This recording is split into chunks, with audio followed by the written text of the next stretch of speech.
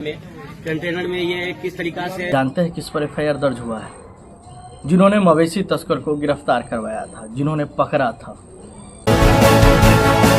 जी नमस्कार, आज का खबर है खास करके उनके लिए जो मवेशी तस्कर को पकड़ते हैं, जो अन्य संगठन से जुड़े रहते हैं, हिंदू वाहिनी, बजरंग दल, तमाम लोगों से, या जो आम नागरिक है उनके लिए भी ये खबर खास करके उनके लिए है।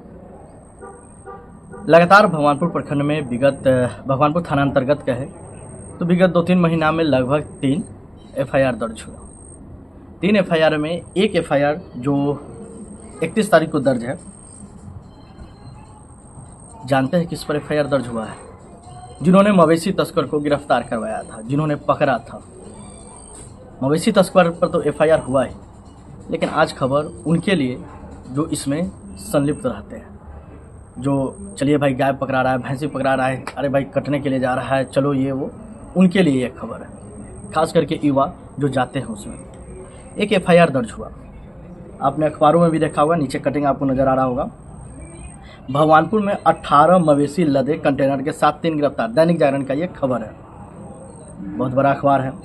प्रभात खबर का आपको भी कटिंग दिखाएंगे कि मवेशियों से भरा कंटेनर गिरफ्तार, 3 आरोपी गिरफ्तार। हाजीपुर मुजफ्फरपुर NH 22 पर भगवानपुर थाना क्षेत्र के असदपुर सतपुड़ा गांव के समीप पुलिस ने मवेशियों से भरा एक कंटेनर जब्त किया। इस दौरान 3 तस्कर गिरफ्तार किए गए, जिसमें 18 भैंसे ठूस कर भरा हुआ था। ये पुलिस के एफआईआर में भी जिक्र है कि उनको खाने पीने का और मतलब ऐसा लग रहा था, और वीडियो भी आपको नज़र आएगा, नीचे आ भी रहा होगा, जिसमें उन्हें सुइया दिया जा रहा है। भगवानपुर थाना द्वारा व्यवस्था किया गया और देख रहे होंगे कुछ लोग वहाँ पर जमा है, भगवानपुर थाना के पास जमा है, जो मवेशी कंटेनर को पकड़वाए थे। लेकिन बात यह नहीं कि मवेशी कंटेनर पकड़वाए, बात यहाँ ये है जो लोग पकड़वाए उन पर एफआईआर हुआ। पुलिस का काम है जांच करने का, जांच किए होंगे और इस तरह का पाए होंगे। लेकिन बात यहाँ ये, जो लोग उसमें संलिप्त, आरोप लगा है कि पैसा छीना गया। एक एफआईआर दर्ज हुआ है मवेशी जो तस्कर हैं कि उनके पैकेट से 10,000 रुपया छीन लिया गया, और हिंदू वाहिनी के संगठन के युवा हैं और उन पर NH 22 को गाड़ी घेर कर पैसा मांगने का आरोप लगा है। रंगदारी नहीं देने पर मारपीट का आरोप लगा है।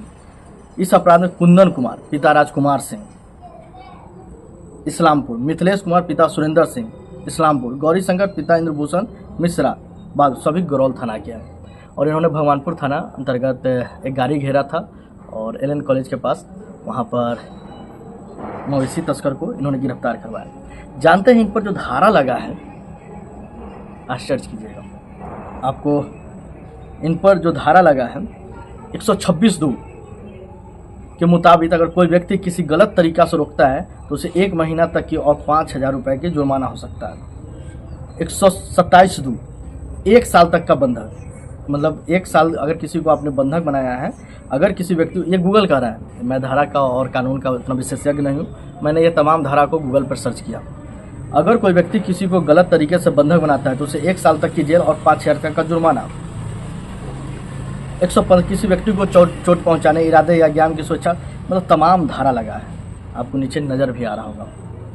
धारा 308, मतलब एक ऐसा धारा लगा है जबरन वसूली का। धारा 308 जबरन वसूली से जुड़ी, दूसरे को डरा धमकाकर बल प्रयोग करके उनसे धन हासिल करने का, ये 308 धारा है। तो कई तरह के जो उसमें लगे हैं एफआईआर में जिक्र हैं, वो नीचे आपको नज़र आ रहा होगा। बात ये नहीं, बात यहाँ ये है, पुलिस इससे पहले भी 2 तस्कर को गिरफ्तार कर चुकी है। 2 तस्कर नहीं, 2 गाड़ी को गिरफ्तार की थी, लेकिन उसमें पुलिस को सूचना मिला था तो पुलिस ने गाड़ी को जब्त किया। जिसमें आपको बात बताएं कि इससे पूर्व 29/8 जितेंद्र चौरसिया पुलिस अवर निरीक्षक के भगवानपुर में, उन्होंने पशु तस्कर 3 को गिरफ्तार किया। कुल पशु 44 बरामद हुए। 29/8/2024 की घटना है। इसमें किसी अन्य व्यक्ति पर एफआईआर नहीं हुआ।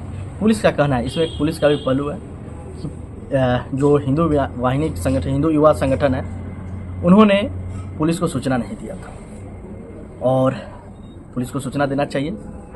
लेकिन क्या यहाँ एक सवाल ये बनता है कि अभी क्राइम हो रहा है, कैसे आदमी पुलिस को सूचना दे? पहले गाड़ी पकड़े कि पहले पुलिस को सूचना दे?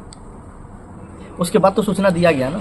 भवानपुर पुलिस प्रशासन गई भी और वीडियो भी नज़र आ रहा होगा भवानपुर थाना के कैंपस के बाहर जो सड़क पे गाड़ी लगी हुई है। इससे पहले 9/10/2024 जितेंद्र चौरसिया ने ही 5 पशु तस्कर को गिरफ्तार किया। कुल 63 जानवर 9/10/2024 को 63 जानवर बरामद किया, लगभग 50 पारा और 13 भैंस। ये घटना है 29/10 को, सॉरी 9/10 को। और ये जो एफआईआर जो मैं अभी जिक्र कर रहा हूँ एफआईआर को, तो ये 30 तारीख को कुछ लोग जिनका नाम है हिंदू युवा संगठन से जुड़े हुए हैं, उन्होंने कुछ मवेशी तस्कर को गिरफ्तार मतलब रास्ता में घेरा। रास्ता में घेरने के बाद पुलिस प्रशासन को सूचना दिए होंगे, लेकिन पुलिस प्रशासन ने उन पर रंगदारी अवैध वसूली का एफआईआर किया है। मैं उनका भी पक्ष नहीं रखता हूँ, न पुलिस प्रशासन का। लेकिन क्या एक आम नागरिक, एक ऐसा भी धारा उसमें लगा हुआ है कि उसमें परोक्ष अपरोक्ष रूप से जो भी शामिल हैं उन सब पर समान नियम कानून और समान जो धारा लगा है समान लागू होगा। एक धारा एक ऐसा भी है,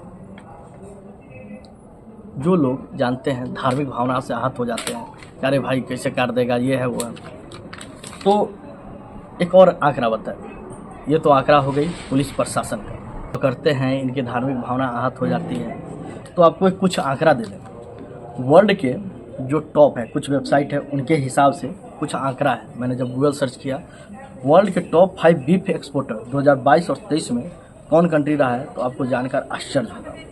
चौथे नंबर पर इंडिया है, चौथे नंबर पर ब्राज़ील टॉप पे, ऑस्ट्रेलिया, उसके बाद यूनाइटेड स्टेट, चौथे नंबर पर इंडिया है। और ये डिक्रीज करने के बजाय इंक्रीज हो रहा है हर एक साल में। ये मैं कुछ आंकड़ा है, आपको स्क्रीनशॉट नज़र आ रहा होगा, मैंने कुछ स्क्रीनशॉट भी ले रखा है। और हर एक साल ये, और एक दैनिक भास्कर का रिपोर्ट है लगभग 7-8 साल पहले का, मोदी सरकार बनते ही गौ मांस निर्यात में अव्वल हो गया था भारत। ये स्क्रीनशॉट है 8 वर्ष पहले का दैनिक भास्कर का। दी वायर के अनुसार, दी वायर जो वेबसाइट है, India emerge as second largest beef exporter in the world.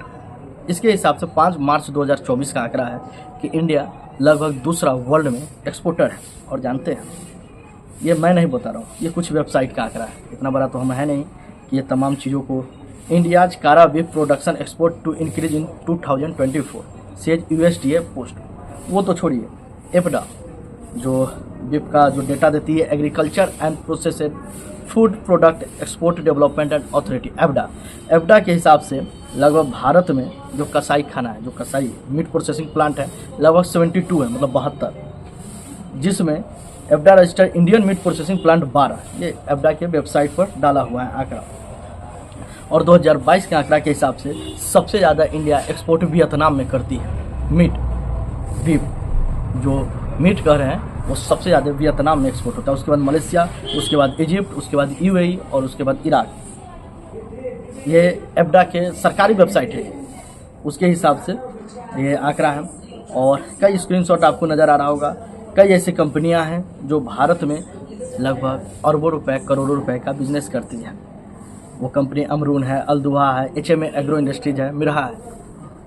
तो कहीं ना कहीं एक्सपोर्ट जब भारत सरकार नहीं रोक पा रही है, जो उसको बढ़ावा दे रही है, आप और हम जैसे जो युवा है कि नहीं आज गाय कटने नहीं देंगे, भैंस कटने नहीं देंगे, सुअर कटने नहीं देंगे, मतलब जो भी है जो बीफ में आती है, किसी की भावना आहत हो सकती है, लेकिन ये सरकारी आंकड़ा है।